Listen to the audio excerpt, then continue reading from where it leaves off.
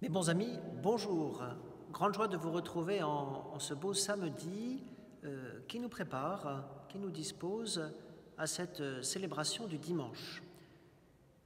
Je rappelle que le samedi est un jour qui est traditionnellement placé sous le patronage de la Vierge Marie, Marie qui, par son attitude pleine d'écoute, de méditation, de rumination des événements de la vie de Jésus, nous prépare à cette célébration du mystère pascal du dimanche. Alors, la liturgie de ce temps pascal va nous faire un parcours magnifique entre ce troisième dimanche de Pâques et le quatrième dans 8 jours. En effet, nous allons cheminer ce dimanche avec les disciples d'Emmaüs, et je vous invite à revoir la vidéo de méditation qui a été proposée par nos sœurs et qui va nous mener au dimanche du Bon Pasteur, dimanche de prière pour les vocations. Alors il est clair qu'en ce temps de confinement, nous sommes comme ces deux disciples.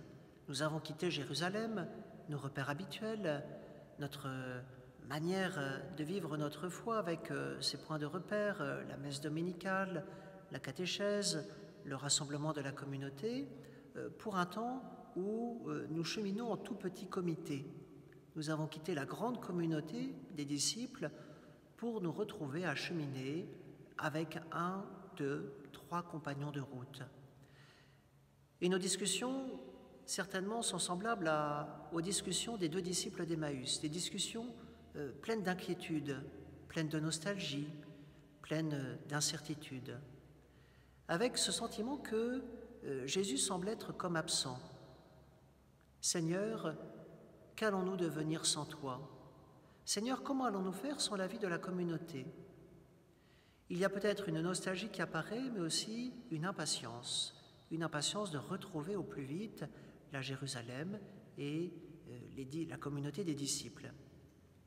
Mais ce temps de confinement, semblable à cette marche des deux disciples de Jérusalem à Emmaüs, est un temps où le Seigneur est présent. Il chemine avec nous et il attend de nous que nous lui exposions l'état de notre cœur. De quoi discutez-vous en marchant ? Quelles sont vos peurs ? Quelles sont vos inquiétudes ? Quelles sont vos incertitudes ? Et tout cela est déjà mis en prière dans le livre des psaumes. Les disciples font cet état des lieux de leur cœur, cet examen de conscience. Et ce temps de confinement est pour nous un temps d'examen de conscience sur notre manière de vivre. Un temps certes plein d'incertitudes, mais un temps où nous pouvons dire au Seigneur, voilà l'état de notre cœur. Et Jésus va alors expliquer tout ce qui le concerne à la lumière de l'Écriture. Plongerons-nous aussi dans la parole de Dieu, car comme son nom l'indique, c'est le Seigneur qui nous parle. Dieu lui-même qui utilise le langage humain pour rejoindre notre cœur. Et les Écritures sont aussi ce livre où les humains, guidés par l'inspiration divine, vont peu à peu formuler leurs demandes au Seigneur, entre autres dans le livre des psaumes. Alors prions ces psaumes, plongeons dans les prophéties, plongeons aussi dans la lecture des évangiles. Nous fêtons aujourd'hui Saint Marc, cet évangile le plus court de ces 4 témoignages de la vie de Jésus. Une excellente lecture pour la semaine à venir, une catéchèse percutante, semblable ou plutôt recueil des catéchèses de Pierre et de Paul, qui vient nous secouer avec un langage direct, franc, qui nous invite à la conversion. Une grande homélie catéchuménale, une grande catéchèse sur la vie de Jésus. Oui, que cette semaine soit un temps propice pour relire cet évangile de Saint Marc. Et qu'ainsi notre vie personnelle soit peu à peu mise en perspective par cet évangile, cette bonne nouvelle du Dieu qui chemine avec nous, qui écoute nos inquiétudes et qui peu à peu va les faire rentrer dans une dimension nouvelle, la dimension de son mystère pascal. Les deux disciples accueillent l'enseignement de Jésus sur les Écritures et ils ont hâte de partager l'Eucharistie. Reste avec nous, le soir approche. Nous aussi, nous avons envie de dire au Seigneur, Seigneur, reste avec nous dans les sacrements. Et beaucoup d'impatience commence à émerger ici ou là. Mais cette reconnaissance de Jésus dans l'Eucharistie ne peut se vivre en plénitude que dans la mesure où notre cœur aura été préparé par la méditation de la parole de Dieu et par l'exposé de notre cœur, l'exposition même de notre cœur au Seigneur. Alors, prenons ce temps vraiment où nous présentons notre cœur au Seigneur pour raviver notre désir de le rencontrer et puis surtout pour que notre cœur soit pétri par la parole de Dieu pour vivre pleinement cet acte de reconnaissance dans la foi du Seigneur mort et ressuscité qui se fait reconnaître dans la fraction du pain. Après cette fraction du pain, les disciples, naturellement, pourrions-nous deviennent apôtres. Ce qu'ils viennent de vivre, ils ne peuvent pas le garder pour eux. Cette reconnaissance du Seigneur dans le pain rompu, ils ne peuvent pas le garder pour eux et vite, ils retournent à Jérusalem. Et bien que ce temps de retrouvailles que nous vivrons, lorsque nous le pourrons, soit un temps où nous pourrons échanger sur cette reconnaissance du Seigneur qui aura cheminé avec nous au milieu de nos inquiétudes. Mais ne passons pas trop vite, à cause de notre impatience, sur cet itinéraire de Jérusalem à Emmaüs. Le Seigneur est là, qui chemine à nos côtés, qui pétrit nos cœurs pour que vraiment nous puissions vivre pleinement la prochaine Eucharistie qui nous sera permise de célébrer tous ensemble avec un cœur renouvelé, un cœur qui aura été complètement préparé par cette méditation de la parole de Dieu. Cette longue méditation, cette longue itinérance de Jérusalem à Emmaüs que nous vivons, ce temps de confinement, est un temps aussi où le Seigneur dispose nos cœurs à devenir apôtres, à préparer nos cœurs pour lui répondre totalement. Et dans 8 jours, nous célébrerons ce beau dimanche du Bon Pasteur, jour de prière pour les vocations. Et dès maintenant, nous nous joignons à cette grande neuvaine de prière pour les vocations. Que chacun nous puissions disposer notre cœur à accueillir ce que le Seigneur veut de plus beau et de plus magnifique pour chacun d'entre nous. Comme les 2 disciples d'Emmaüs, nous voyons bien souvent notre vie avec des repères mondains, un horizon plutôt plat, plutôt terrestre, et préparer son cœur à répondre à l'appel du Seigneur, c'est faire entrer notre vie dans une dimension surnaturelle. Seigneur, je veux que l'horizon de ma vie devienne peu à peu l'horizon de te rencontrer et de te servir dès maintenant. Alors demandons au Seigneur cette vie pleine, totale, magnifique, qui vient combler une vie humaine, savoir répondre à notre vocation, nous donner les moyens d'accueillir le projet de Dieu pour chacun d'entre nous, y consentir par amour dès maintenant. Et pour cela, eh bien, prions pour que nos cœurs soient un terreau favorable pour accueillir les semences de vie du Seigneur et tout ce qu'il veut voir faire éclore de magnifique dans chacune de nos vies.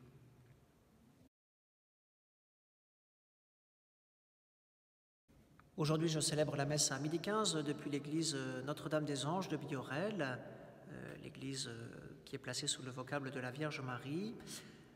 Ce soir, nous célébrerons l'office des vêpres depuis cette église Saint-Jean-Eudes à 18h30 avec la prière du chapelet qui commencera à être teintée de cette perspective de la prière pour les vocations. Et puis demain, la messe sera célébrée à Sainte-Claire à 10h. Tout cela en direct depuis la chaîne YouTube de la paroisse Cateau Bio-Rouen. Lundi matin sera célébrée l'inhumation de Thierry, notre enfant de cœur, depuis l'église Notre-Dame-des-Anges à Biorel. Et je vous invite à vous associer à cette célébration en déposant dès maintenant un certain nombre de fleurs blanches de vos jardins dans les pots qui ont été préparés à l'entrée de l'église Notre-Dame-des-Anges. Vous verrez, l'église est ouverte cet après-midi et puis demain dimanche toute la journée. Et à l'entrée, il y a ces pots avec de l'eau qui ont été déposés et dans lesquels chacun nous pouvons venir déposer telle ou telle fleur blanche de nos jardins pour nous associer à cette prière pleine d'espérance pour Thierry et pour tous les membres de sa famille.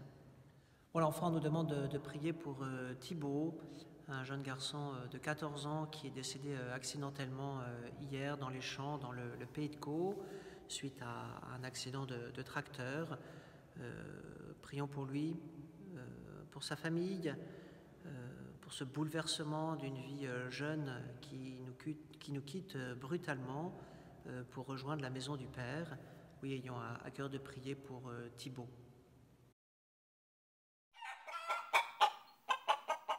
Et puis enfin, dans la séquence poule de ce jour, vous verrez une magnifique recette de cuisine qui nous est envoyée par la famille Delfour. Et puis on conclura en musique avec un grand Hosanna, Alléluia international qui m'a été envoyé par Anne ce matin.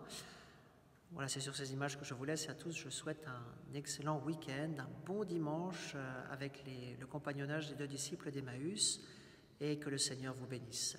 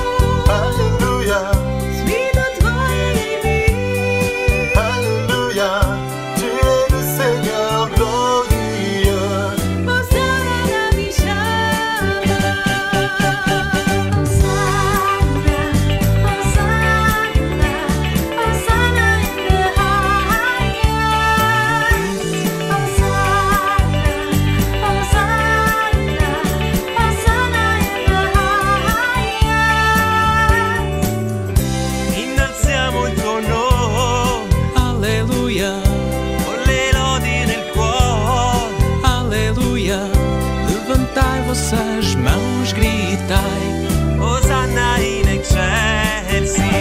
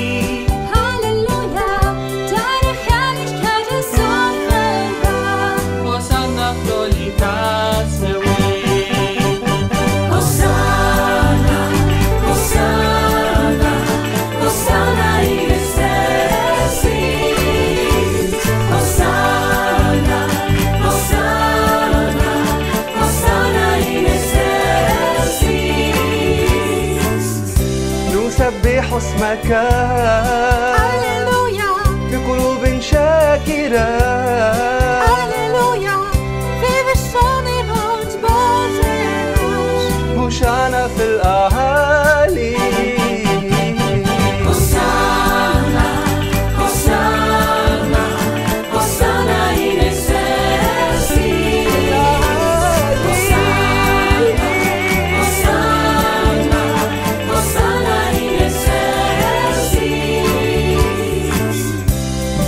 slavimo mi. Aleluja, Radosno srcem svi, aleluja, budi slavljeno Bože naš. Hosana in excelsis.